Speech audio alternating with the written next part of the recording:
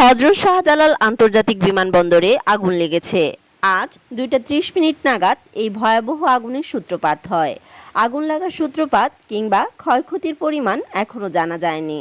আগুন নেভানোর কাজে বর্তমানে ফায়ার সার্ভিসের 28টি ইউনিট কাজ করছে।